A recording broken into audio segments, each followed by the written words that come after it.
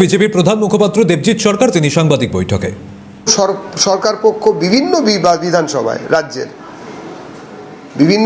বিভিন্ন বিধানসভায় অনেকে এনেছেন, অনেকে দৃষ্টান্তমূলক সাজা চেয়েছেন, অনেক অপরাধের কথা উঠে এসেছে, কিন্তু নিজের দলের বিধায়কদের সই জাল এই অভিযোগ আজ অবধি কোনো দল পোয়ায়নি। এই নজিরবিহীন এই ঘটনা তৃণমূলই পেল বা তৃণমূলই এই রেকর্ড স্থাপন করলো। তদন্ত হবে, সম্মাননীয় মুখ্যমন্ত্রী, সম্মাননীয় স্পিকার যারা রয়েছেন তারা নিশ্চয়ই বিষয়টিকে তাদের মতন করে দেখবেন, প্রশাসনের মতন দেখবেন, আমাদের দলের যারা বিধানসভায় নেতৃত্ব দিচ্ছেন তারা বিষয়টি দেখবেন, আমাদের দলের বিধানসভার বাইরে যারা দেখেন যে কমিটি আছে আমাদের তারাও বিষয়টিকে দেখছেন। পুরো বিষয়টি নিয়ে পর্যালোচনা করার মতন পরিস্থিতি এলে কি সিদ্ধান্ত হলো আপনাদেরকে আমরা জানিয়ে দেব। বর্তমান সময়ে জাতীয় রাজনীতিতে তৃণমূল কতটা প্রাসঙ্গিক? এই জিনিস তো যারা রোজ রোজ রাজনীতির এগোনো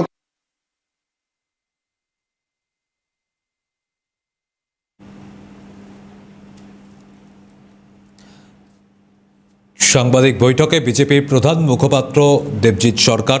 এই মুহূর্তে আমরা দেখেছি যে বিষয় নিয়ে রাজনীতিতে এখন শোরগোল পড়েছে, এই সই জাল কাণ্ড, বিধানসভার এই বিধায়কদের সই জাল কাণ্ড জানিয়ে ইতিমধ্যে একটা তোলপাড় চলছে। সিআইডি একে একে বিধায়কদের জিজ্ঞাসাবাদ করছেন, আর সেই নিয়েই এবার সাংবাদিক বৈঠক থেকে সরব দেবজিৎ সরকার। গতকালই আমরা দেখতে পেয়েছি যে দল বিরোধী কাজের জন্য ইতিমধ্যেই ঋতব্রত বন্দ্যোপাধ্যায় সহ দুই বিধায়ক তাদেরকে বহিষ্কার করা হয়েছে। নিজের দলের এই সই জাল, এই ঘটনা কখনো ঘটেনি মন্তব্য দেবজিৎ সরকারের। যারা মানুষকে তাদের গণতান্ত্রিক অধিকার ফিরিয়ে দেবে বলে মানুষের ভোট নিয়ে 2011 সালে ক্ষমতায় এলো, কালীঘাটের টালির চালার নিচ থেকে যারা কিনা মাথায় করে গায়ে কাঁধে চাপিয়ে মমতা বন্দ্যোপাধ্যায়কে প্রথমে রাইটার্সে মুখ্যমন্ত্রী করলেন আরও 2টি টার্ম, তার মধ্যে শেষ টার্ম নিয়ে যথেষ্ট সন্দেহ থেকে যায়, কেননা গায়ের জোরে ভোট হয়েছিল, তবুও গণতান্ত্রিক পরিসরে বলা যায় 3 টার্ম মুখ্যমন্ত্রী ছিলেন মমতা বন্দ্যোপাধ্যায়, শাসন করেছিল তৃণমূল কংগ্রেস এবং যৎপর্যায়ে শোষণও হয়েছিল। এটা তো বলতেই হবে যে ঘরের লক্ষ্মীর মান থেকে ক্ষেতের ধান কোনো কিছু তৃণমূলী শোষণের হাত থেকে বাদ যায়নি।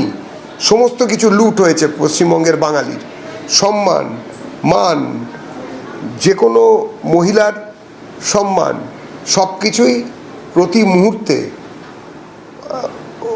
একটা সংগঠিত অপরাধের সম্মুখীন হতে পারে, এরকম পরিস্থিতি, এরকম একটা অবস্থা সৃষ্টি হয়েছিল। এইবারে ক্ষমতাচ্যুত হবার পরে তৃণমূল দলটি টুকরো টুকরো হয়ে যাবে।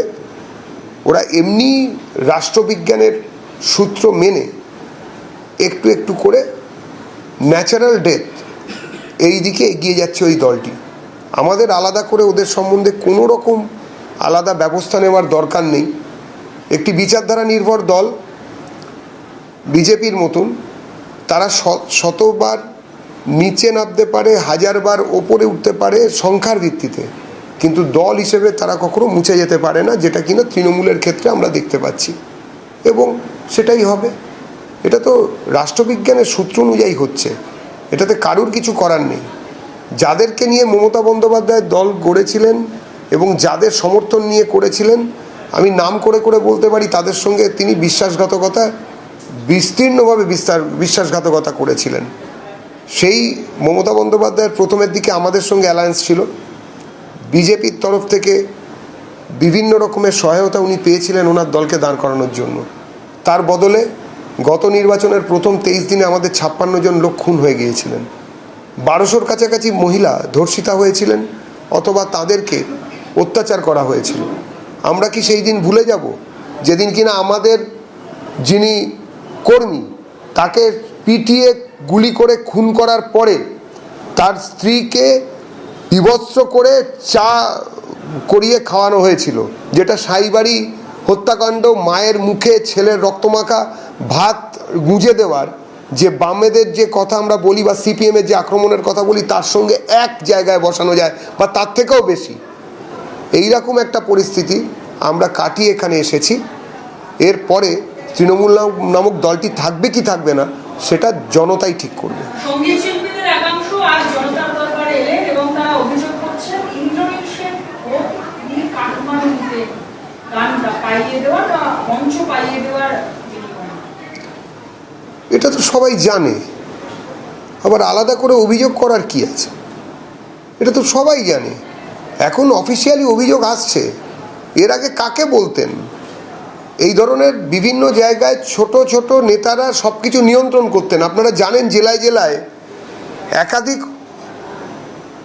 বিভিন্ন রকম হল থাকে, রবীন্দ্র ভবন, নজরুল ভবন, এগুলো তৈরি করা হয়েছিল যাতে জেলাভিত্তিক শিল্পীরা তারা স্বল্প পয়সায় যাতে তাদের মেধা বা প্রতিভার স্ফুরণ মানুষের সামনে রাখতে পারেন, তারা যাতে তাদের দিকে তাদের